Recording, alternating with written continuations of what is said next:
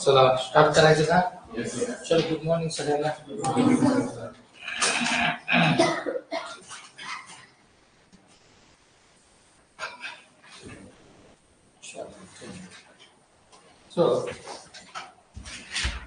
थोड़े 15 मिनट मुझे देखिए.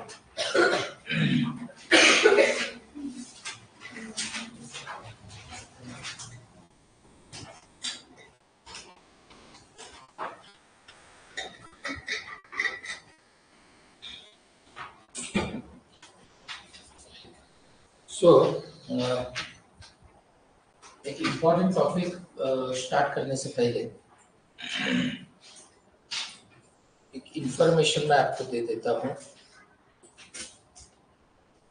एक अच्छा नोटिफिकेशन, इसका वीडियो यूट्यूब के ऊपर है, मैं इसको यहाँ लिख देता हूँ. आरपीएफ, रेलवे प्रोटेक्शन फोर्स का ये नोटिफिकेशन डिटेल नोटिफिकेशन नहीं है, लेकिन उसकी एक शॉर्ट नोटिस आई हुई है एम्प्लॉयमेंट न्यूज में. वो वीडियो मैंने ऑलरेडी कर दिया है. जो भी एलिजिबल कैंडिडेट है, 2 मिनट में सिर्फ आपको बता देता हूं कि ये सब इंस्पेक्टर के पोस्ट है, साथ साथ कुछ कांस्टेबल की भी पोस्ट है. जो लोग भी इसमें इंटरेस्टेड है, ये इसको अप्लाई कर सकते हैं. 15 अप्रैल से उसका रजिस्ट्रेशन स्टार्ट हो रहा है और 15 मई उसकी लास्ट डेट है. बाकी सब डिटेल आप वहां पर देख लेना. Number 1. Number 2, SBI PO and RBI assistant and RBI grade B, इसका भी जो नोटिफिकेशन है ये इस वीक के एंड तक तीनों का भी एक साथ देखने को मिल सकता है. मैं आपको इसलिए बता रहा हूं कि आप उसी एंगल से अपने पढ़ाई को जारी रखें, उसी एंगल से आप पढ़ाई करते रहो. बाकी डिटेल जब भी वो नोटिफिकेशन आ जाएगा, मेरा अंदाजा है कि सैटरडे को ये नोटिफिकेशन आ सकता है. बहुत हुआ 1-2 दिन आगे पीछे भी हो सकता है. ये सारे एग्जाम्स को ध्यान में रखते हुए आज एक ऐसा टॉपिक कि जो टॉपिक 2 क्वेश्चन इस टॉपिक में 100% लेकर के आता है, जिसका नाम डेटा इंटरप्रिटेशन है. वो टॉपिक परसेंटेज, इसके बेसिक बेसिक उसके जो कंसेप्ट है वो आज मैं आपके क्लियर करवाने वाला हूं. तो बेसिक कंसेप्ट अपन आज क्लियर करना रहो. याद रहे, जब मैं इसको क्लियर करने की कोशिश करूंगा, जब हम याला क्लियर करने का प्रयत्न करें, उस समय अगर आपको लगा कि आपको ये समझ में नहीं आ रहा है तो तुरंत आप मुझे वहां पर रोकें, क्योंकि जब तक आपको वो नहीं समझता तब तक ना मुझे आगे जाना चाहिए, ना आपको खुद लेकर के आगे चलना चाहिए. इसलिए तुम्हाला असं जर का वाटलं, और देखो यहाँ कोई आपको डरना या शर्माना, आपकी तरफ देखने के बाद कोई शर्माना वाली बात तो मुझे नजर कहीं आ नहीं रही है, फिर भी है कि नहीं, असं होतं कधी कधी की भाई हमको लगता है कि कैसे पूछे अंकित, है का कसं विचारावं, तर विचारायला हरकत नाही, विचारायलाच पाहिजे। परसेंटेज ये टॉपिक आज हम स्टार्ट कर रहे हैं, बहुत इंपॉर्टेंट टॉपिक है और बहुत इंटरेस्टिंग टॉपिक है। मैं उसको स्टार्ट कर देता हूँ, करूँ क्या? जोर से बोलो ना, और जोर से बोलो ना, कर देता हूँ। और अंकित का फेवरेट फ्रेंड आज आया नहीं है ना, मुझे पता था कि वो आने वाला नहीं है, क्योंकि जब जब भी होमवर्क की बात आती है वो आता नहीं है, लेकिन मुझे यही समझ में नहीं आता कि उसके पेरेंट उसको घर पे कैसे बैठने देते हैं। मला त्याची फार चिंता यामुळे आहे, कारण असं नाही चालणार, ऐसा नहीं चलेगा, मालूम नहीं है, बहुत प्रॉब्लम है। इतना इजी आप उसको लेंगे तो ऐसे कैसे चलेगा? मला खर तर मला कधी कधी वाटतं की हा घरून निघतो काय, क्योंकि पेरेंट इतने भी ये नहीं हो सकते, शायद से घर से निकलता है लेकिन हरकत नहीं, है कि नहीं? उसका पाला भी मेरे साथ पड़ा हुआ है कि नहीं? भी देखता हूँ कि कितने दिन तक वो इस तरीके से, है कि नहीं, बिहेव उसका रहेगा, देखेंगे ना, और एक दो दिन देखो मैं उसको घर पर ही जाकर पकड़ लेता हूँ, तो उसके भी ध्यान में आएगा की यार हे काय बरोबर कार्यक्रम नाही आहे, आपण आपलं व्यवस्थित गेलो पाहिजे, है ना। सो परसेंटेज को मैं स्टार्ट कर रहा हूँ। देखिए आज का थॉट कितनी बढ़िया बात कही कि मेहनत करने का कोई मुहूर्त नहीं होता, आज करूं क्या, कल कर दूंगा, परसों कर दूंगा, सर जाने दो ना, 2 ही तो दिन बाकी है इस मंथ के। अरे बाबा इतने साल चले गए, तू 2 दिन की बात कहां कर रहा है? इसलिए याद रखना, मेहनत के लिए कोई मुहूर्त नहीं होता, मेहनत से बेहतर चलने को और दूसरा मुहूर्त नहीं होता। बहुत बढ़िया बात कही है। क्या कह रहा है कि मेहनत करने का कोई मुहूर्त नहीं होता, मेहनत से बेहतर चलने को और दूसरा मुहूर्त नहीं होता। कह रहा है कि उर्दू मिक्स है इसमें, वो कह रहा है कि मेहनत करने के लिए कोई मुहूर्त नहीं होता। मैंने काफी लोगों को देखा है, बहुत सारे बच्चों को, बचपन की बात मैं समझ सकता हूं क्योंकि तब मैच्योरिटी नहीं रहती, और सारे ही बच्चे होते हैं, तो बच्चों में तो सारे ही कच्चे भी होते हैं, इसलिए वो बात तो वहां तक ठीक है कि भाई नहीं क्या कि मुझे याद नहीं आता, तो बुक के अंदर त्या मोराचं पीस है ना, वो पता है ना आपको, तो मग सगळं काय राहील लक्षात राहील, माहिती है ना, तो आपने रखा कि नहीं? मैं नहीं रखा है, मैं आपको झूठ बोलने से तो कोई फायदा है ही नहीं है ना, लेकिन बोलते थे कि भाई इसमें रख दो तो क्या आएगा, याद आएगा, है ना, इसमें रख दो याद आएगा। उसके बाद मैं हमेशा कहता हूँ कि अरे देख तुझे इधर उधर ढूंढने की कोई जरूरत नहीं है, भगवान तेरे घर में है, माँ बाप की कहीं मत जा, एग्जाम के पहले तुझे कहीं जाने की जरूरत नहीं है, बस उनको देख और पढ़ाई जारी रख, कोई तुझे रोक नहीं सकता, तेरे रिजल्ट को रोकने की ताकत किसमें भी नहीं है। तो अपन काय ना उल्टा मुहूर्त ढूंढते हैं, मुहूर्त ढूंढते हैं। कुछ कुछ बच्चों को तो मैंने प्रिपरेशन स्टार्ट करने के पहले कहीं तो भी जाकर के शुरुआत करते हुए भी देखा है, कि कहीं तो भी जाकर के मतलब कहीं तो जाएगा जहां पर भी उसकी देखो मैं हमेशा कहता हूं कि श्रद्धा असणं हा वेगळा पार्ट आहे, पण त्याच्या आड अंधश्रद्धा असणं हे फारच डेंजर आहे ना। तो तुमची श्रद्धा असेल तुम्ही जा जरूर, पण मेहनत करने को कोई मुहूर्त नहीं होता, आज से अभी से। काय तिचं नाव आपली ती हर्षदा है ना, त्याला मुहूर्त आहे का? आहे का? कोई मुहूर्त नहीं है। जानवी उसको मुहूर्त है क्या? नहीं है। आप जिस दिन भी शुरू कर देंगे वही आपका मुहूर्त है, वही आपका मुहूर्त है। और मुझे आपको देखने के बाद ऐसा लगता है कि आपके लिए तो मुहूर्त ये कोई वर्ड ही आपकी डिक्शनरी में नहीं होना चाहिए, नहीं होना चाहिए। मैं हमेशा कहता हूं कि आपको कोई भी हालत में डिग्री के बहुत हो गए 2 साल के बाद, लेकिन बहुत बार ऐसा भी होता है कि हमको पता नहीं चलता, कोई गाइडेंस नहीं मिलता, या हम खुद कभी उसमें जाने की कोशिश नहीं करते तो थोड़ा लेट भी हो जाते हैं। पर ठीक है, जरूरी नहीं है कि कोई गाड़ी अगर लेट आवे तो वो जगह पर नहीं पहुंचे, वो तो जाएगी तो वहीं पर ना। मान लीजिए कि ट्रेन अगर 15 मिनट लेट है तो वो वीटी की जगह कहाँ मनमाड़ में रुकने वाली है क्या? नहीं ना, वो तो वीटी में ही रुकेगी, सिर्फ लेट रुकेगी, इतना ही क्या, तो वो उसमें फर्क होता है, लेकिन जाएगी वहीं पर। तो आप ऐसे समझो कि भाई हमको थोडा लेट हो गया है, हरकत नाही। मी नेहमी सांगतो की लेट जरी झालं तर चिंता करायचं नाही, आपल्याला थेट पोहोचायचं आहे। फक्त मध्ये मात्र कुठेही तुम्ही चाह घेण्यासाठी, ब्रेकफास्ट करण्यासाठी, है ना, या पानी पीने के लिए नीचे मत उतरो, क्योंकि आपके लिए वो रुकने वाली नहीं है। ये बात सिर्फ याद रखना।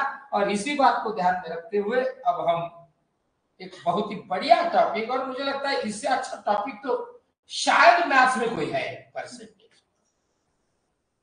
क्योंकि ये टॉपिक ना आपको सिर्फ परसेंट नहीं सिखाता, ये टॉपिक परसेंटेज में प्रोग्रेस होनी चाहिए, ये भी सिखाता है। कैसे? अब धीरे धीरे जरा ध्यान से देखना। अब क्योंकि ये क्लास आज की जो है, या अब ये जो 2 दिन चलने वाली है, बेसिक आपके जो कंसेप्ट है वो क्लियर करने वाली है। काफी बार बहुत सारे बच्चों का ऐसा लगता है कि सर अब उसकी क्या जरूरत है, हमारा बेसिक तो वैसे भी क्लियर है, ऐसा उनको लगता है नहीं है, है नहीं है, तो नाही आहे। आदिती बऱ्याच वेळेस आपल्याला असं वाटतंय की आपलं बेसिक फार काय आहे, क्लियर है ना। रोहिणी, आपल्याला असं वाटतंय की आपलं बेसिक फारच परफेक्ट है, हमारे पास डिग्री है। अब डिग्री तो सारी दुनिया के पास है, तेरे पास से कोई नई डिग्री तो है नहीं, एक ही डिग्री है ना। उसको लेकर के इतना घमंड तुझे आ गया है, लोगों के पास इतनी डिग्रियां है ना, वो बोर्ड भी कम पड़ता है ना, इतनी डिग्रियां तुझ्याकडे एकच आहे, तीच घेऊन फिरून राहिला है ना, क्या क्या, ये कुछ ठीक नहीं है। और इसलिए ये बेसिक कंसेप्ट क्लियर होना बहुत जरूरी है। पूछा एक को एक बार, जब गया वो इंटरव्यू, ये मैं आपको जो बात बता रहा हूं ना, ये बात ये हुई वाली बात है। मतलब कई स्टूडेंट के साथ ऐसा होता है, अगर उस पैनल में उस सब्जेक्ट का अगर कोई वो पैनल वाला पर्सन अगर है, तो मान लीजिए ऐसा पैनल में एक पर्सन है कि जो साइकोलॉजी का बहुत ही उसकी स्टडी बहुत ही गहरी है, तो आपको तुरंत पूछेगा बता तो सही, ये दाढ़ी का राज क्या है। अब वो तुमको जो पूछेगा तो उसकी सोच अलग है, वो कुछ तो अलग सोच रहा है, अब तुम जो सोच रहे हो वो अलग है। वो साइकोलॉजिकल उसका एंगल देख रहा है कि बता एक बार ये दाढ़ी का राज तेरे क्या है। आता तुम्ही जर का म्हटले की वो काही नाही, बस बढ़ा दी है, तो तुम्हारा ये जो बढ़ा दी है, ये वाला जो आंसर है, उसको जो भी लेना है वो उसमें से ले लेगा, और वो ये सोचना शुरू कर देगा यार ना, ये कोई भी चीज करने से पहले सोचता नहीं है। आपको समझ में आ रहा है मैं क्या बोल रहा हूं? ऐसा नहीं है। अगर मैं मान लो कि मैं इंटरव्यू में जाते समय अगर मैं कोई ऐसा ड्रेस पहनता हूं कि जो पहनना मुझे जरूरी है या नहीं है, मैं अगर वो ड्रेस पहन करके जा रहा हूं तो उसका कुछ तो इफेक्ट होने वाला है, उसके ऊपर नहीं होता। जो बैठा है आगे आपके पैनल में, आपका जो इंटरव्यू ले रहा है उसके ऊपर नहीं होता, अपने आप के ऊपर। आपको समझ में आ रहा है? मान लो कि आप इंटरव्यू में चले गए, आपके बिल्कुल कपड़े प्रेस नहीं है। मैं हमेशा कहता हूं कि जरूरी नहीं है कि आप बिल्कुल नए ड्रेस ले लो, नया शूज ले लो, टाई नहीं ले लो, है ना, इधर से क्या कहेंगे डीओ, उधर से डीओ मार करके वहां चले जाओ, है ना, वो बेचारा वहां परेशान हो जाए जो आपके सामने वाला बैठा है। ऐसे कोई जरूरी नहीं है, लेकिन क्लीन और नीट होना चाहिए, आणि त्याचा जो इफेक्ट असतो ना, तो आपल्या अपने आप पूर्ण बॉडी लँग्वेज पर वो उसका इफेक्ट होता है. रोहित फिर लक्षात येते ना काय त्याचं नाव आपला चुलबुल पांडे, तेरे ध्यान में आ रहा है ना मैं क्या बोल रहा हूँ, है ना. तो त्याचा इफेक्ट आपल्या और इसलिए गया एक बच्चा एक बार बोलने लगा कि मैं एमएससी मैथ्स हूं. इंट्रोड्यूस युअर सेल्फ सुमित, ऐसे उसने कहा. आपल्याला जेव्हा एखादं म्हणतात किंवा चल सांग बरं मिताली आता तुझ्याबद्दल सगळी माहिती सांग प्रणिता, आपल्याला एकच शिकवलेलं असतं म्हणण्यापेक्षा आपण एकच वाचलेलं असतं कि भाई कम नहीं बोलना कभी. जो भी बोलना है वो बड़ा चढ़ा करके बोलना है. ऐसा ऐसा यू है क्यों है. हॉबीज के बारे में तो बहुत कंफ्यूजन है. हॉबीज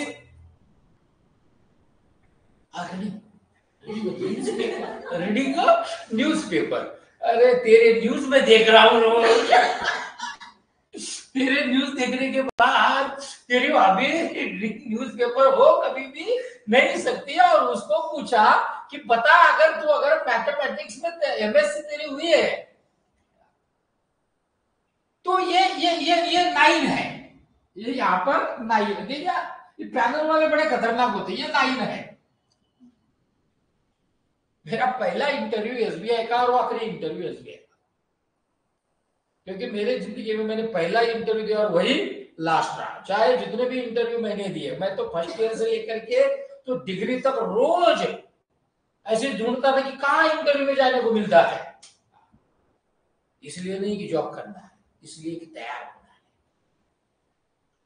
देखिए आप जब तक आगे वाले को पढ़ नहीं लेते तब तक आप खुद भी पढ़ नहीं सकते. ये इंटरव्यू का बहुत बड़ा फंडा है. इसलिए रोज इंटरव्यू माझ्याकडे तर किमान 350-400 इंटरव्ह्यूचे कॉल लेटर असतील. रोज इंटरव्ह्यूला जायचो. आणि जायचं कशासाठी, तो काय विचारतो ना आपल्याला काय सांगायचंय हे बघण्यासाठी. और पूछा उसने मैंने जैसे अंकित को पूछा कि भाई कल तू मुझे दिखाई नहीं. बोलने लगा सर कोपऱ्यात बसलो होतो तुमची नजर गेली.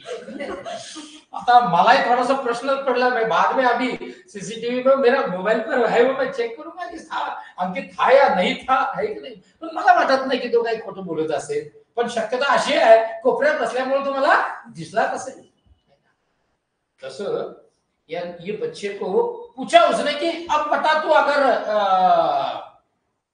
मैथमेटिक्स का स्टूडेंट है, एमएससी तेरी हुई है मैथ्स में, तो ये 9 है ना, ये 9 इसको किस में लिखना है, फ्रैक्शन में लिखना है.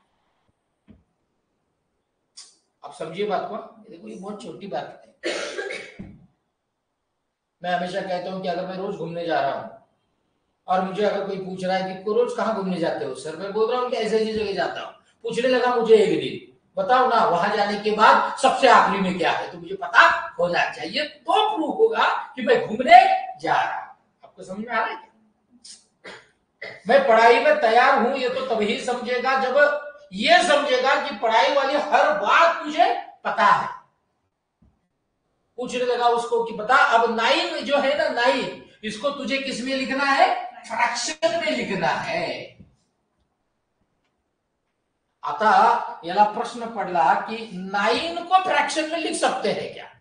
देखिए वो होशियार कितना है, वो पैनल वाला होशियार कितना है. उसने क्या बोला कि 9 को फ्रैक्शन में लिखो. अगर मैं बहुत ही गहरी पढ़ाई वाला होता, देखिए मैं हमेशा कहता हूं डिग्री या कोई ब्रिलियंसी वाला तो मतलब कि वो प्रूव होने वाला क्राइटेरिया तो है ही नहीं है. 10, 12 डिग्री पीजी और कोई है आपके पास वो है ही नहीं है.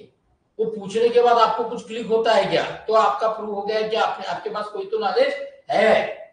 उसने पूछा कि 9 को फ्रैक्शन में लिखो. अब ये परेशान हो गए 9 को फ्रैक्शन में लिखो कैसे. इसको तो यही समझ में नहीं आ रहा था कि 9 को फ्रैक्शन में लिख सकते हैं क्या, नहीं लिख सकते हैं. 2, 3, 4, 5 मिनट हो गए उसी के ऊपर वो अड़े रहे. फिर उसने फिर पूछा पर आता एक साल 9 को फ्रैक्शन में लिख सकते हैं क्या. इसने बोल दिया लिख सकते हैं. लिखो. अब 9 को फ्रैक्शन में लिख सकते हैं क्या, जब उसने बोल दिया कि लिख सकते हैं, उसने पूछा, उसने बोला कि आप लिख दो. इसने लिख दिया डिवाइड बाय 100, उसने बोल दिया ये रॉन्ग है। क्यों? सिर्फ 9 को फ्रैक्शन में डिवाइड बाय 100 नहीं लिख सकते, 9% को लिख सकते हैं। आपको समझ में आ रहा है क्या? आपको समझ रहा है कि मैं क्या बोल रहा हूं? तुम्हें कहते हैं कि मैं क्या बोलता है, याद रखना हमेशा कि डिवाइड बाय 100 ये तब हम लिख सकते हैं जब उस नंबर के सामने, उस अल्फाबेट के सामने, उस लेटर के सामने अगर किसका साइन हो तो आप लिखना डिवाइड बाय 100। हम बोलते हैं ना कि परसेंट का साइन आने के बाद डिवाइडेड बाय 100 लिखते हैं। आपको समझ में आ रहा है कि नहीं आ रहा है? वो इसलिए लिखते हैं क्योंकि हम परसेंट को फ्रैक्शन में कन्वर्ट कर रहे हैं। किसको कन्वर्ट कर रहे हैं? परसेंट को। ये 9% को हम फ्रैक्शन में क्या कर रहे हैं? कन्वर्ट कर रहे हैं। मैं आपको ये बात इसलिए बता रहा हूं कि बेसिक कितनी जरूरी है, ये बहुत बहुत इंपॉर्टेंट है, बहुत इंपॉर्टेंट। इसलिए जो भी आप पढ़ाई कर रहे हैं अभी उसकी बेसिक आपके बिल्कुल क्लियर ही चाहिए, चाहे कोई भी सब्जेक्ट हो। इसलिए याद रखना कि अगर मान लीजिए ये x% है, आपको समझ रहा है ना मैं क्या बोल रहा हूँ? नहीं है ना, बोलो ना जोर से। अब ये x% है, इसको किस में लिखना है? फ्रैक्शन में लिखना है। तो इसको क्या लिखना है? x अपॉन, जैसे कि एग्जांपल यहां पर क्या है 20% है, इसको किस में लिखना है? पर्सेंट आया तो समझ लेना किस में लिखना है। आता याच्या पुढे तुम्हाला असं म्हणायचं नाहीये की 20% ला डिवाइड बाय 100 यामुळे दिलं की तिथे परसेंटचा साइन है, ऐसा नहीं बोला। अब क्या बोलना? परसेंट में था उसको फ्रैक्शन में लिखा। आपको समझ में आ रहा है क्या? परसेंट में था उसको फ्रैक्शन में लिखा। तो देखिए 20% को फ्रैक्शन में लिखने के बाद ये 20 अपॉन 100, लेकिन जब परसेंट को आप फ्रैक्शन में लिखेंगे तो उसको तब तक लिखते रहिए जब तक वो लिखा जा सकता है। 20 अपॉन 100 लिखेंगे और बोलेंगे कि 20% को फ्रैक्शन में लिख दिया, करेक्ट नहीं है। अब अगर 20% को फ्रैक्शन में लिखना है तो उसका आंसर क्या आएगा? 1 अपॉन, ये हो गया। यहां पर आपको समझ में आ रहा है कि नहीं आ रहा है? यहां पर ये क्या हो गया? 20% को हमने फ्रैक्शन में लिखा। आपको समझ रहा है क्या मैं क्या बोल रहा हूं? है ना? समझ रहा है कि नहीं समझ रहा है? 25% ऑफ 20 तो कितना आ गया अपना? 5% ऑफ 100 तो कितना आ गया? 20%, है ना? ऐसे लिखो या ऐसे लिखो, दोनों का भी मतलब एक ही है ना? अब यहाँ पर मान लीजिए कि 48% है और आपको कहा कि इसको किस में लिखना है? तुम्हारा सुमित तुला करते हैं ना कैसे, लेकिन आपको अगर पूछा पार्ट कि 48% को किस में लिखना है? फ्रैक्शन में लिखना है, तो डिवाइडेड बाय क्या लिखना? पार्ट 100 लिखना। अब इसको तब तक डिवाइड करो जब तक ये हो रहा है। इसको डिवाइड हम कर सकते हैं। अब कितने से डिवाइड कर सकते हैं भैया? 12, अब तो 4 से 4 25 जा, है ना? ये 12 जा, तो ये क्या हुआ? 12 अपॉन 25। ये बात याद रखना, ये बहुत बेसिक चीज है। SSC staff selection commission income tax central excise, जिसको जीएसटी अब कहते हैं, सीबीआईबी। और एक बात मैं जो आपको बताना भूल गया, कैबिनेट सेक्रेटरी नाम की एक पोस्ट है। कैबिनेट सेक्रेटरी मतलब जो दिल्ली में जो कैबिनेट है, वो कैबिनेट के जो सेक्रेटरीज होते हैं उसकी भी एक एग्जाम है। निशान कदम इस क्लास का एक लड़का है जो कैबिनेट सेक्रेटरी है। एज उसकी कितनी पता है आपको? 23 होगी, 23। यानी अब जब वो ज्वाइन हुआ था 23 का था, मुझे लगता है अब उसको ज्वाइन होकर के 5-6 साल हो गए, 29 का भी होगा। कैबिनेट सेक्रेटरी है, कैबिनेट सेक्रेटरी। आप समझ रहे हैं मैं क्या बोल रहा हूँ? यानी सारे सबसे ऊंची वाली पोस्ट अगर क्या है ये सारों में, तो वो ये एग्जाम में ना ऐसी छोटी छोटी बातें पूछते हैं, एक एक मार्क के लिए पूछते हैं, इसलिए ये बहुत जरूरी है। मैं हमेशा कहता हूँ कि मार्क कितने हैं ये जरूरी नहीं है, वो मार्क है ये जरूरी है। समझ में आ रहा है क्या आपको? इसलिए टॉपिक, उसको वेटेज कितना है ये मत देखो, वो टॉपिक है ये देखो। वो अगर है तो वो कुछ तो लेकर जाएगा आपको, या कुछ तो लेकर भी जाएगा आपसे, छीन लेगा आपके पास, है ना? तो इसलिए याद रखना कि x% को अगर फ्रैक्शन में लिखना है तो डिवाइडेड बाय 100 लिखना। जैसे कि यहाँ पे 20% को हमने परसेंट में लिख दिया, तो हमने इसको क्या कर दिया 1/5, 48% को परसेंट में लिख दिया, तो क्या लिख दिया 12/25। आपको समझ में आ रहा है कि नहीं आ रहा है? ढोल बजा के इसको लिखने की आपको जरूरत नहीं है, इसकी वो जो शीट है वो सचिन सर आपको दे देंगे। अब देखना, अब अगर उसने कहा कि कितना अच्छा हुआ, तुझे ये तो पता चल गया कि परसेंट में फ्रैक्शन को लिखना है तो डिवाइड बाय 100 लिखना। लेकिन अब अगर फ्रैक्शन को रेट परसेंट में लिखना है, देखो फ्रैक्शन को अगर रेट परसेंट में लिखना है, तो अब एक बात तो आपको बिल्कुल यहां पर साफ आपके दिमाग में चलनी चाहिए या आनी चाहिए कि परसेंट को फ्रैक्शन में लिखा तो जो आंसर आया वो A/B आया। आपको समझ रहा है? A/B मतलब ये वन मतलब कौन? A। ये मतलब ये मतलब ये मतलब जब परसेंट को फ्रैक्शन में लिखते हैं तो आंसर A/B आता है। तो अब फ्रैक्शन को उल्टा, अब फ्रैक्शन को परसेंट में लिखना है तो आपको क्या करना है, आपके पास ए भी चाहिए और बी भी चाहिए, ए भी चाहिए और बी भी चाहिए। मान लीजिए कि ए है बी नहीं है, आपको ए में से बी को ढूंढना पड़ेगा, क्योंकि उसके बगैर आप परसेंट फाइंड आउट नहीं कर सकेंगे। तो ए भी चाहिए बी भी चाहिए और यहां पर इंटू बात याद रखना, फ्रैक्शन को लिखना है, परसेंट को लिखना है फ्रैक्शन में, डिवाइड बाय, जोर से बोलो ना, डिवाइड बाय 100। और परसेंट को लिखना है, अपने सॉरी फ्रैक्शन को लिखना है परसेंट में, तो इंटू 100। आपको समझ में आ रहा है क्या? या हमने परसेंट को फ्रैक्शन में लिखा डिवाइड बाय 100, यहां पर फ्रैक्शन को परसेंट में लिखा इंटू 100। जैसे कि यहाँ देखिए, जैसे मैंने अभी लिखा A/B इंटू 100। एग्जाम्पल यहाँ आपको नजर आ रहा होगा, ये 1/4 है, ये वाला 1/4 है क्या? 1 माने A, ये तो आपको पता है, लेकिन फिर भी मैं इसलिए बता रहा हूं कि मुझे लगता है कि आपको बताना चाहिए, है ना? आपल्याला सांगावं लागतं की तुझं नाव जान्हवी आहे ग, लक्षात ठेव, है ना? तुझं नाव काय आहे? हर्षद आहे, मृदमयी नाम है तेरा, पार्थ, तेरा भी नाम पार्थ है ना? पार्थ पता है ना किसका नाम था? किसका है? निशाना बहुत ही खतरनाक अर्जुन का था, ठीक है? उनका ही लगा, बाकी का लगा क्या? बाकी लोगों का तो लगा नहीं, है ना? क्यों लगा? तेरा टारगेट है ना पक्का?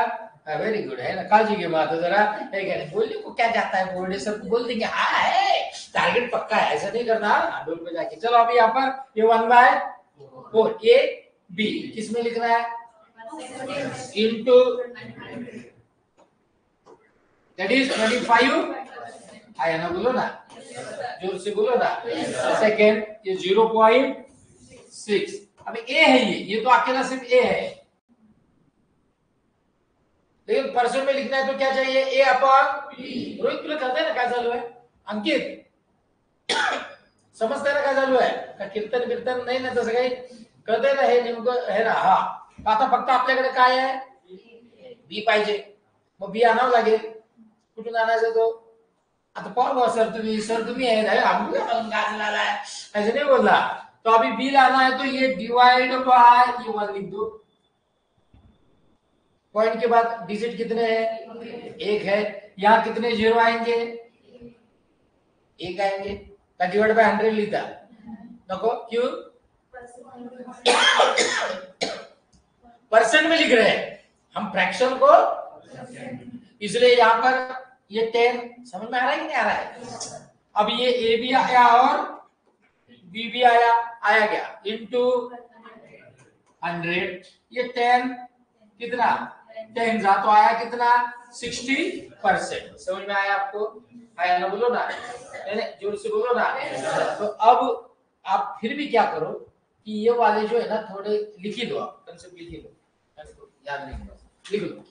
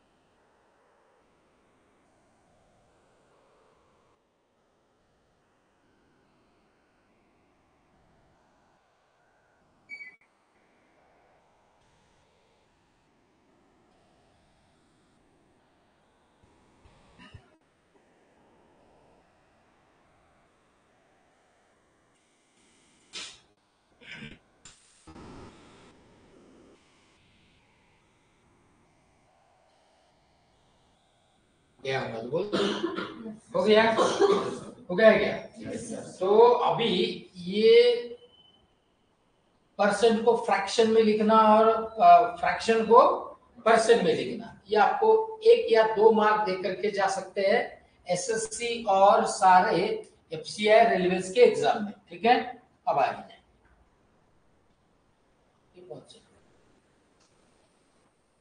ये बहुत ही पॉपुलेशन, एक एक एक क्वेश्चन तो एग्जाम में इसका होता है। यहां देखो, लेट, अच्छे से समझ लो, नहीं समझा मुझे पूछो।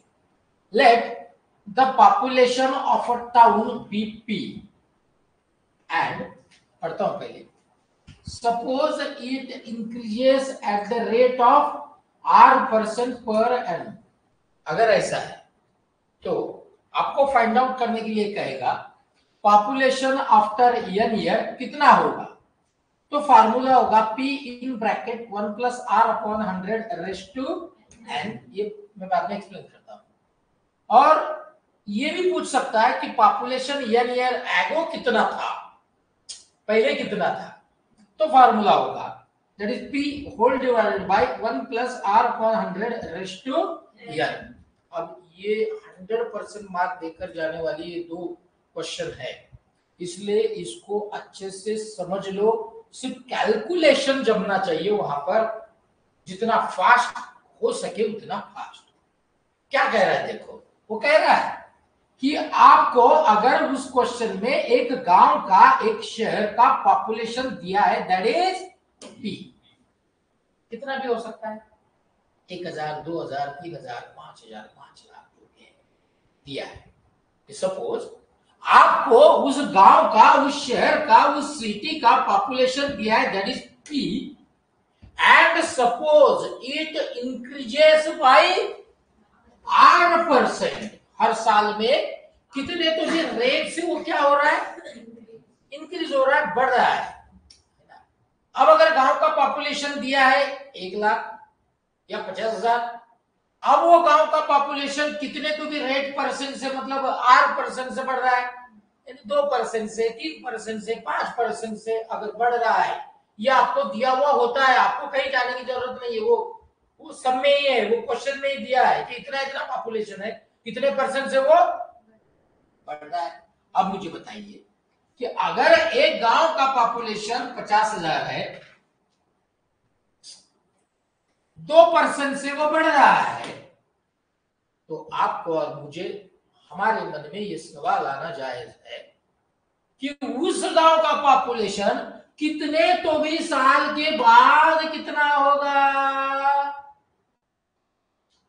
कि अगर गांव का पॉपुलेशन 50,000 है, 2% से वो बढ़ रहा है, और अगर पूछा कि बताइए 2 साल के बाद उस गांव का पॉपुलेशन, 3 साल के बाद उस गांव का पॉपुलेशन कितना होगा, तो फार्मूला होगा, मैं यहां लिखता हूं, तो फार्मूला होगा that I will write here only, मैं यहां लिखता हूं कि P in bracket 1 plus R upon 100 raised where, कि P का मतलब है गांव का पॉपुलेशन दिया हुआ है, इन ब्रैकेट 1 प्लस, प्लस इसलिए क्योंकि वो बढ़ रहा है, R जो दिया हुआ है, ऑलरेडी दिया हुआ है, कितने रेट से वो बढ़ रहा है, डिवाइडेड बाय, और n का मतलब है ईयर, कितने साल के बाद का पूछा है। आपको समझ में आ रहा है क्या, वो ईयर वहां पर लिख दो, समझ में आया। अब मुझे बताइए कि अगर गांव का पॉपुलेशन 50,000 है, 2% से वो बढ़ रहा है, 2 साल के बाद या फिर 3 साल के बाद कितना होगा, अगर ये पता चल चुका है, तो तुम्हारे और मेरे मन में यह सवाल आना जायज है कि 2 साल पहले या फिर 3 साल पहले या 1 साल पहले, कितने तो भी साल पहले उस गांव का पॉपुलेशन कितना होगा। किती असेल बरं त्या गावाचं पॉप्युलेशन आधी, समझ में आ रहा है ना, वो गांव का पॉपुलेशन पहले कितना होगा, तो फार्मूला होगा P, मैं यहां लिखता हूं P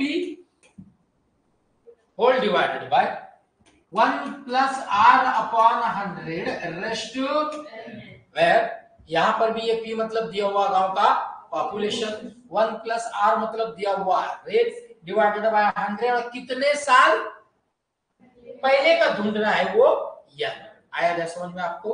अभी ये तुरंत ये 2 लिख दो, उसके बाद हम आगे जाएंगे।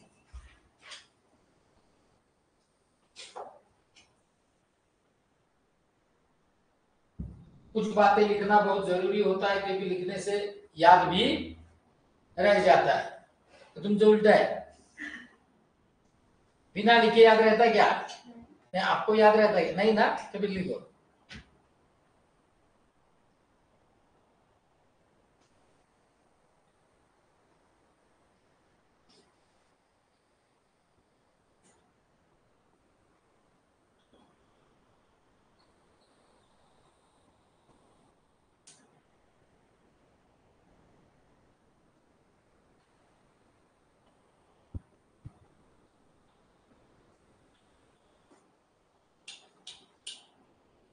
प्रिया समझते का, रेणुका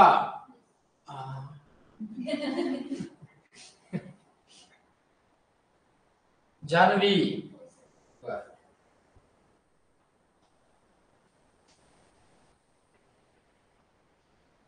हर्षदा, मृन्मयी, अदिती, साक्षी, चैत्राली, इकडे मागे तिघी, वॉइस समझ रहा है ना? है ना, बोलो ना। हाँ हाँ, सुमित,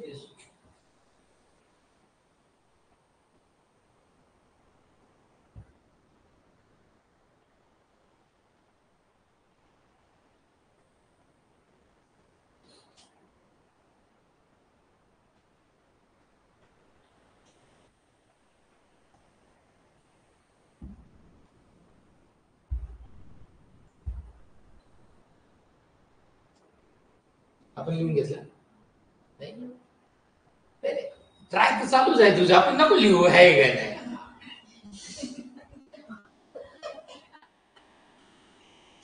मी जर तिला विचारलं नसतं ना तर तिचा कार्यक्रम तोपर्यंत लिहून संपला असता आहे की नाही? तिने केली होती सुरुवात आहे ना. लिहू नको, थांब ना, थोडं समजून घे ना, समजून घ्या नंतर लिहायचं. चल झालंय का? चल दे. मला माहिती आहे तुम्ही खूप हुशार आहे, तुम्हाला समजलेलं आहे बघाए ध्यान से देखना। अभी ये दोनों में फर्क क्या है? यहाँ इंक्रीज हो रहा है और यहाँ समझ में आ रहा है? लेकिन यहाँ फार्मूला पॉपुलेशन का है और यहाँ ये कोई तो मशीनरी का है।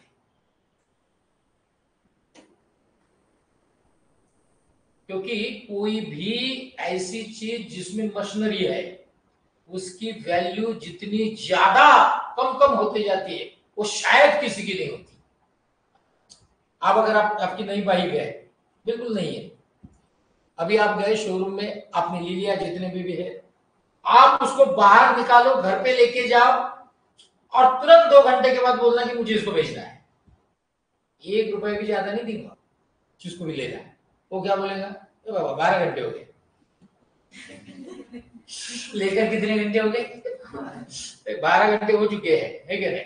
थोड़े कम लेने पड़ेंगे। आपको समझ में आ रहा है? क्योंकि मशीनरी की वैल्यू कभी बढ़ती नहीं, वो घटती है, ये बात याद रखना। और इसलिए थोड़ा अगर आप पढ़ाई करो पर्टिकुलरली अंबानी फैमिली की, तो आपके ध्यान में आएगा कि इन्वेस्टमेंट कहाँ करनी चाहिए। देखो ऐसे बड़े कोई लोग नहीं होते, उसके पीछे बहुत बड़ा कैलकुलेशन होता है ना? वो कैलकुलेशन करते हैं, हम बिना कैलकुलेटेड होते हैं, है ना? हमको लगता है कि 500 रुपए में मोबाइल मिल रहा है, था आपको पता है कि नहीं? आपको पता है क्या? 2003 की बात कर रहा हूँ, 2003-4 की बात, जन्म झाला होता है ना? या जगात तुम्ही होते ना, समझा है ना? अब समझा राहिला तो कितने रुपए में था मोबाइल? 500। इतनी भीड़, अनिल अंबानी का वो ये था रिलायंस का, अनिल अंबानी के पास था, इतनी भीड़, फटाफट लोगों ने ले लिए, 500 रुपए में मोबाइल मिल रहा है। और तब बहुत मोबाइल की क्या थी, क्रेज थी, क्योंकि तब इनकमिंग को भी चार्जेस थे, है ना? सारे लोगों ने मोबाइल को ले लिया। 5 महीने तो फ्री था, उसके बाद हाँ उसके बाद क्या हुआ, हाँ उसके बाद जियो का भी सेम है, उसके बाद जो शुरू हुआ लेकिन तब तक आपको लग चुकी थी।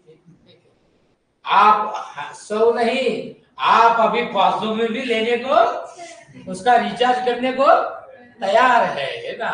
ये बात होती है, इसलिए याद रखना मशीनरी से बच कर रहे ना। यही ये फार्मूला बताने की कोशिश कर रहा है। क्या बोलता है, ध्यान से देखना कि वो कह रहा है कि let the value of machine be P, एक मशीनरी की वैल्यू है वो दी हुई है, जो भी है 5,000, 10,000, 15,000, 15 लाख, 20 लाख, रेणु का है घरे काय झालंय तुझं, काय म्हणजे काय इकडे बघ ना, है घरे का लिहिलंय तू, नहीं का बघ ना इकडे है घरे। क्या कह रहे हैं कि एक मशीनरी की वैल्यू दी है that is P, and suppose it come हो रही, डिप्रिशिएट का मतलब है कम होना, वो बढ़ने वाली है ही नहीं है। क्या बढ़ती है, कभी नहीं बढ़ती।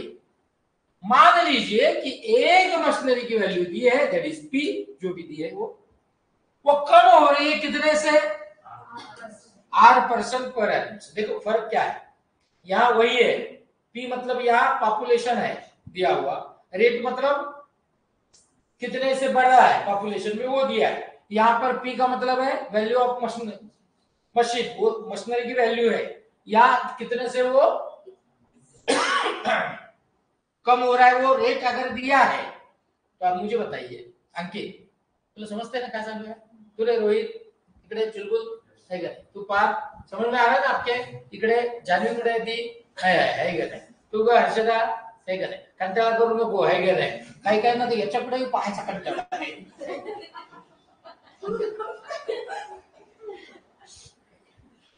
कशाला बघायचं, कारण खूप आयुष्य असतं मी तुम्हाला, पण आळस झटकावा लागेल जर आयुष्यात पुढे जायचं असेल तर। तुम बघताय ना याच्याकडे, बघा मग है क्या, तो आपको ये पूरा मतलब ये देखो कैसा है मालूम है क्या, कि तुम्ही ज्या गोष्टी करायच्या त्या करना ही, उसको कोई एक्सक्यूज नहीं है। नहीं, आज भी जाएंगे तो कल वही आपके सामने आने वाला है, इसलिए जो होना है वो करके रहेगा, है ना। करून पश्चाताप केलेलं कधी चांगलं है ना, नहीं तो मग एज खत्म हो गया, अरे अगर मैं किया होता तो उसको को कोई वैल्यू नहीं है, क्योंकि अब वो तो चलने वाला नहीं है। करून पश्चाताप करणार, पण करून कधीही पश्चाताप झाल्याची इतिहासात नोंद नाही, फायदा ही हुआ है, नुकसान कभी किसी का हुआ नहीं है। अब जर समजा रोहित अंकित हे दोन वेगवेगळे का है का नहीं, म्हणजे समझते ना काय झालं है। हाँ ये जो है ये यहाँ पर एक मशीनरी की वैल्यू दी है दैट इज पी, कम हो रही है, कितने तुम्ही रेट पर्सेंट से कम हो रही है। आता तुमच्या आणि माझ्या मनात हा प्रश्न येणं साहजिक नाहीये का, की एका मशीनरीची व्हॅल्यू जर 50,000 होती आणि 2% जर का 2% काय होते, कमी होते, कम होते जा रही है, तर तुम्हाला आणि मला हा प्रश्न पडणार नाही का कि कितने तो भी साल के बाद, क्या बोल रहे हो, कि कितने तो भी साल के बाद उस मशीनरी की वैल्यू कितनी होगी, समझ रहे कि कितने दो भी साल के बाद उस मशीनरी की वैल्यू कितनी होगी, तो फार्मूला होगा पी, सिर्फ प्लस की जगह क्या करना है, प्लस क्यों किया था, मायनस क्यों कर रहे हैं, एवढं तुम्हाला कळतंय ना, पण तरी तुम्ही एग्जाम पास होत नाही, मग कसं काय करावं तुम्ही सांगा, फिर भी एग्जाम क्लियर नहीं हो रही, सब समझता है। लेकिन मैं हमेशा कहता हूँ ये जो समझ आपके अंदर है ना, ये आपको समझी नहीं है। उस माटी को कभी पता नहीं होता कि वो क्या है, पता चला जब उसको जब उसने बनाया, कलम देकर के सजाया, लोग जाने लगे, पूछने लगे कि बता इसकी कीमत क्या है, तब उस माटी को समझा कि मेरी कीमत क्या है। आपको समझ आ रहा है, आपको समझ आ रहा है। तो वो माटी को पता नहीं होता, वो मिट्टी को पता नहीं होता, त्या मातीला माहित नसेल तर तुमचं झालं, तुम्हाला माहित नाहीये तुमच्याकडे काय आहे, अरे तुमच्याकडे असं आहे जे जगात कोणाकडेच नाहीये, जिस जगह कोना करेज नहीं है, रास्ते पर दो जानवर झगड़ रहे थे, बोल रहा था कितना अच्छा होता ये गाड़ी पर जो बैठा है वहां मैं बैठा होता। आपको समझ आ रहा है? बोलने लगा दूसरा दूसरे को, ऐसा कभी नहीं होता, क्योंकि वो अगर वहां नहीं होता तो हम यहां नहीं होते। समझ ले बेटे, दोनों में बहुत फर्क है। समझ ले बेटे, दोनों में बहुत फर्क है। उसके पास वो है जो हमारे पास कभी भी नहीं है। आपको समझ आ रहा है? इसलिए जो है उसकी अहमियत को पहचानिए, जो है उसके इंपॉर्टन्स को पहचानिए। जी आहे त्याची व्हॅल्यू समजून घ्या, तर जन्माला आलो याचा काहीतरी उपयोग होईल। अदरवाइज आता है आने वाला गया, जाने वाला पूछा उसने क्या किया, बोला वो पता नहीं उसने क्या किया। पूछने लगा तूने तो कुछ किया, देखने लगा अपने आप के अंदर झांक करके कि जब मैं पैदा हुआ मरने जा रहा हूं, कुछ किया मैंने, कुछ किया मैंने। कैलकुलेशन करने लगा तो पता चला बहुत कुछ कर पाता अगर मैं उतना दे पाता, अगर मैं उतना दे पाता, बहुत कुछ कर पाता। नहीं समझा मैंने अपने आप को, नहीं समझा मैंने अपने आप को, इसलिए मुझे जाना इस तरीके से पड़ रहा है। बहुत बढ़िया बात होती, मैं इसलिए हमेशा कहता जन्माला आलो ना तर असं नाव करून गेलो पाहिजे। पैदा हुए ना तो ऐसा नाम होना चाहिए, ऐसा नाम कि जिससे लोग आपके पेरेंट को पहचाने, अच्छे काम काम के, बुरे नहीं है बाबा। बोर्डे सर बोले कि पेरेंट को पहचानना चाहिए, तो टेररिस्ट टेररिस्ट मतलब ना रहे। और इसलिए कई बोले रोहिणी, कई बोले ये कि अगर मशीनरी की वैल्यू दी है दैट इज कितने रुपए रेट से कम हो रही है, तो फार्मूला क्या होगा, कितने साल के बाद कितना होगा, तो फार्मूला होगा P in bracket 1 minus R upon 100 rest. P का मतलब है वैल्यू ऑफ मशीन। ये 1 माइनस क्यों लिखा, कम हो रहा है। R का मतलब है दिया हुआ rate divided by 100 rest. M मतलब कितने साल के बाद, पूछने लगा, ढूंढने लगा, इतने साल के बाद इस मशीनरी की वैल्यू अगर इतनी होगी तो बताना उस मशीनरी की वैल्यू कितने दूरी साल के पहले कितनी होगी। तो फार्मूला होगा P, ये सेम सेम है, P 1 minus R upon 100 raised, where P का मतलब है value of machine, 1 minus R का मतलब है दिया हुआ रेट डिवाइडेड बाय N का मतलब है कितने दूरी साल पहले कितना था। समझ में आया? इसको लिख दो 1 मिनट के अंदर।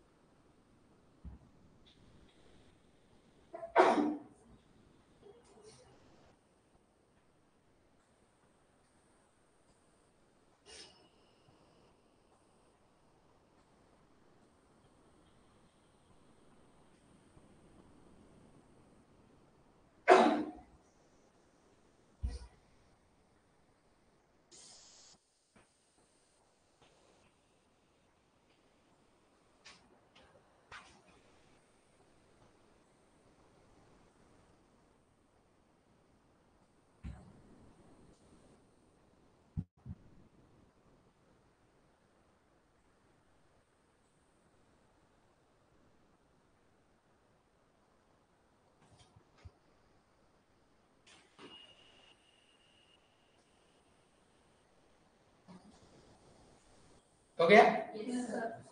सुमित तिकडे अंकित नाही, बरं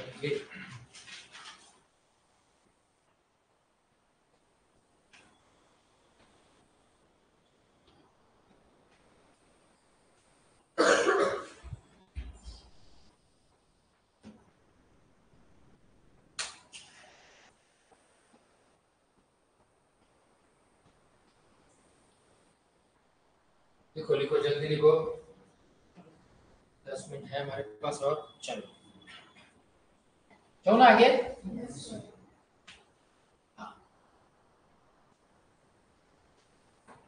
चलो, इसको हम थोड़ा बाद में नहीं कर ही लेंगे ना। Question number first, express as a fraction number first A, करो ट्राई। 56% करो, फ्रैक्शन में लिखना है, परसेंट है, डिवाइड बाय, बोलो आंसर। 14 बाय 25, 60। हाँ एक मिनट, ये तीनों भी एक साथ ही कर दो आप। चलो ये सी, बी है 0.6%, परसेंट है और ये है 0.08%, फ्रैक्शन में लिखना है, तीनों कर दो।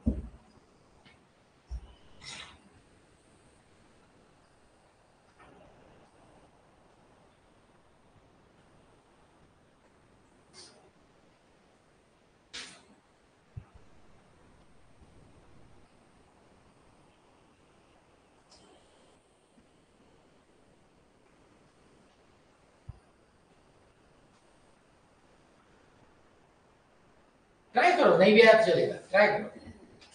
अच्छा फर्स्ट आएगा ये बताओ। Yes sir. हाँ यहाँ लिख दो, मैं यहाँ लिख, ये कितना है 56% है ना, 56 अपॉन 100 क्यों लिखना है, फ्रैक्शन में लिख रहे हैं, परसेंट को फ्रैक्शन में लिख रहे हैं ना। तो अभी ये कितने से डिवाइड होगा, 4 से, ये 4 25 जा, 4 1 जा, कैरी 1, 4 4 जा, मतलब क्या आया, ये लिख दो फर्स्ट वाला, जिसका नहीं आया वो सेकंड वाला, जिसका भी आया होगा सिर्फ हाथ ऊपर कर दो। सेकंड, चलो 30 सेकंड का टाइम देता हूं, ट्राई करो सेकंड।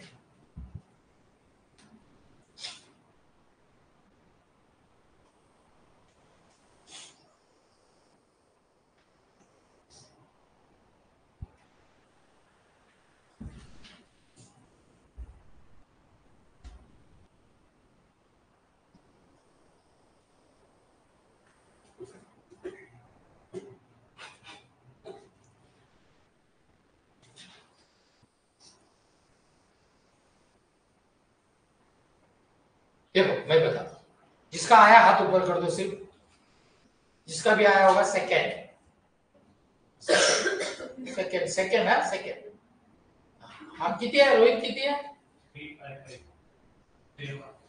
3/5, ये सेकंड वाला है, सेकंड वाले का पहला ऑप्शन है 3/5 इसका है, और किसी का है और अलग आंसर है क्या कोई, तुझे कितनी है प्रणीता, 3/5, रिया 3/5 किसका, किसका हाथ ऊपर, हाँ तुझे तुझे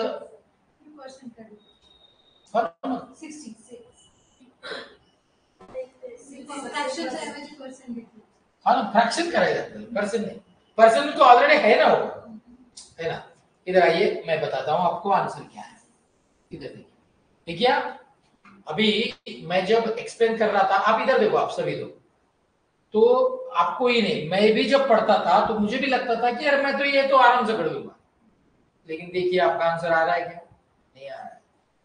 जो भी आंसर अभी बताया वो रॉन्ग आंसर है, बात इतनी छोटी है फिर भी नहीं आ रहा है, इसलिए बेसिक कंसेप्ट क्लियर होना बहुत जरूरी है, और इसलिए बेसिक से शुरुआत मैंने की है। अभी ये 0.6 है, हाँ बोलो नहीं देना, किस में लिखा हुआ है, परसेंट, फ्रैक्शन में लिखना है।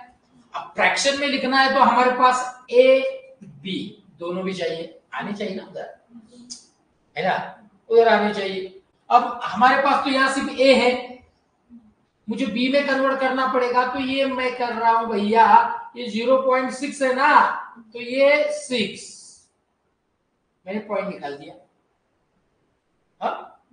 परसेंट का साइन है, फ्रैक्शन में लिख रहा हूं, इसलिए बाय डिफॉल्ट है 100, बाय डिफॉल्ट है ना, है ना, बोलो ना।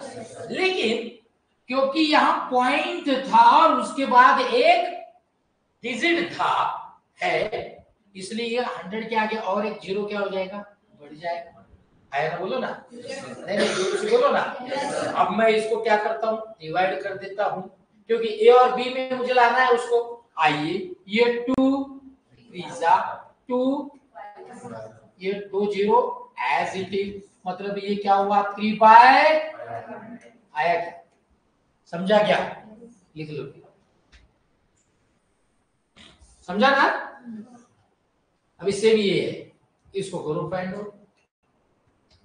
डिजिट के अपना पॉइंट के बाद कितने डिजिट है, 2 है। काय आन्सर कसं काय देईल, क्वेश्चनच तसा आहे 0.08. फ्रॅक्शन मध्ये आपल्याला फाइंड आउट करायचं आहे 2500 2/2500. बर बर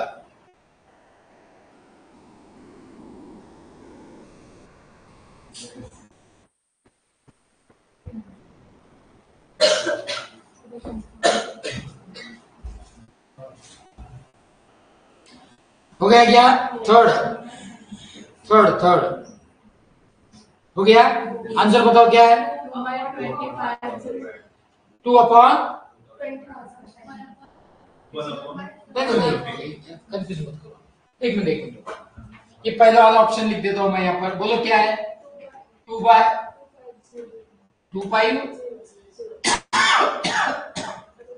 बस पहला ऑप्शन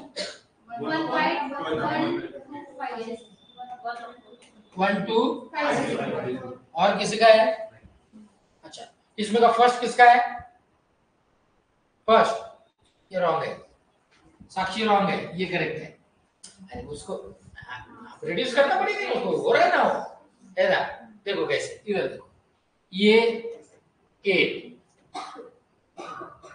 पॉइंट निकाल दिया बाय डिफॉल्ट, फार्मूला ये, पॉइंट के बाद डिजिट कितने हैं, 2, 1 2,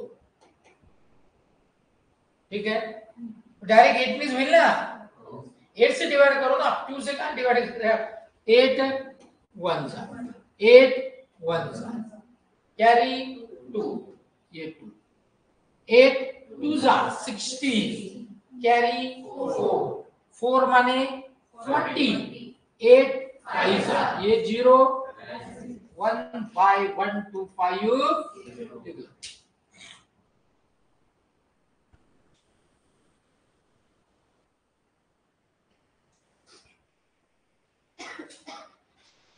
नेक्स्ट वाला भी हो जाएगा, कर लेंगे उसको।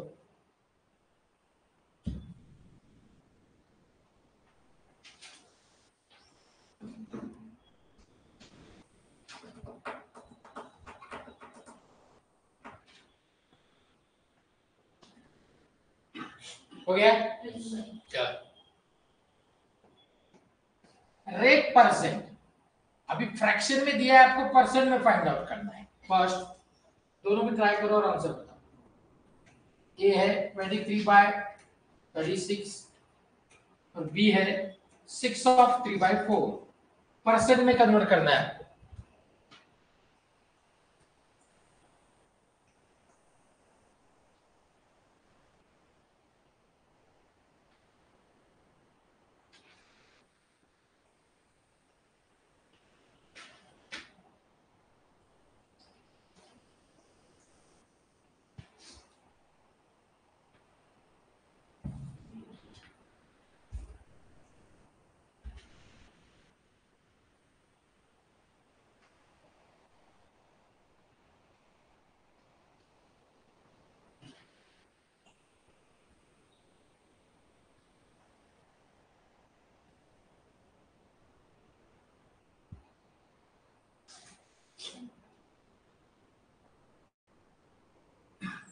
फर्स्ट आया होगा जिसका बता दो, 69 बस, बाकी लोग भी ट्राई करो।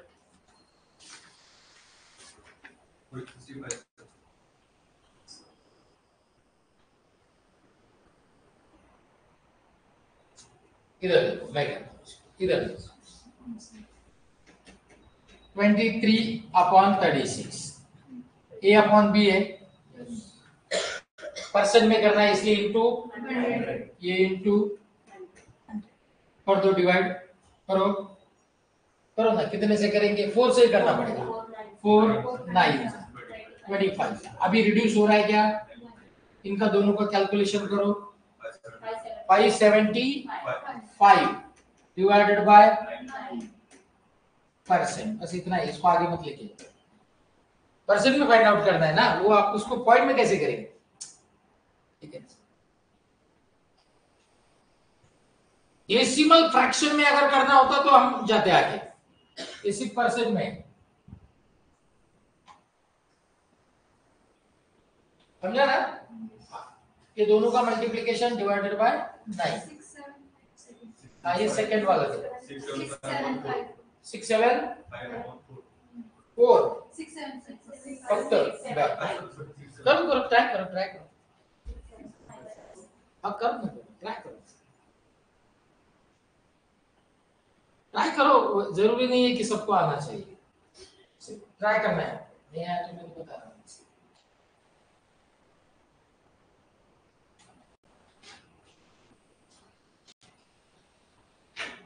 हाँ देखो आ सकते, करते, अब इसको आपको सबसे पहले तो इसको ढंग से लिखना पड़ेगा, क्योंकि ए अपॉन बी चाहिए, ये तो अलग ही दिख रहा है ना, याद रखना, ये 4 से इसको कर देना, 4 6 24, ये 3 को ऐड कर दो, 4 6 24 प्लस 3 डिवाइडेड बाय 4, ये बी इंटू 4 25 इंटू 27 करो तो आएगा,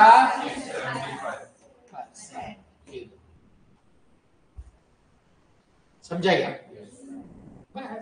है क्या इसमें,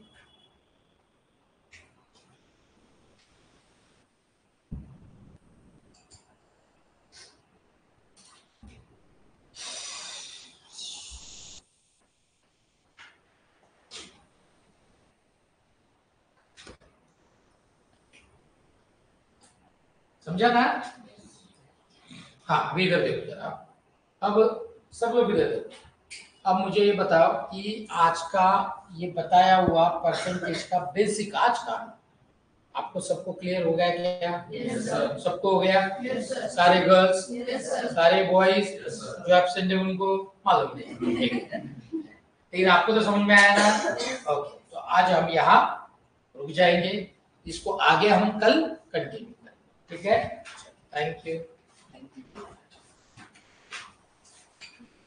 अभी 5 मिनट का आपके पास टाइम है, तुरंत करंट अफेयर्स देख लो,